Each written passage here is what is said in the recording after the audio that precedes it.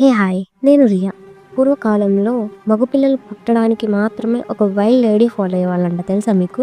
కొంతమంది మగవాళ్ళేంటంటే, వాళ్ళ యొక్క లెఫ్ట్ టెస్టికల్‌ని తీయించేసుకునేవారంట. జస్ట్ బికాస్ ఆఫ్ మగపిల్లడు పుట్టడం కోసం. ఈ ఆలోచన ఎక్కడి నుంచొచ్చిందంటే వాళ్ళకి, అరిస్టాటిల్ లాంటి పెద్ద పెద్ద ఫిలాసఫర్స్ ఏం చెప్పేవాళ్ళంటే, రైట్ వైపు బలంగా ఉంటుంది కాబట్టే రైట్ టెస్టికల్ నుంచే మగపిల్లడు పుడతారని చాలా బలంగా నమ్మేవారంట.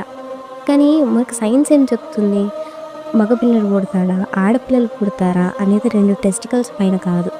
దానికి కారణం స్పెర్మ్ సెల్స్‌లో ఉండే క్రోమోజోమ్స్ వల్ల. స్పెర్మ్‌లో ఎక్స్ లేదా వై క్రోమోజోమ్స్ ఉంటుంది.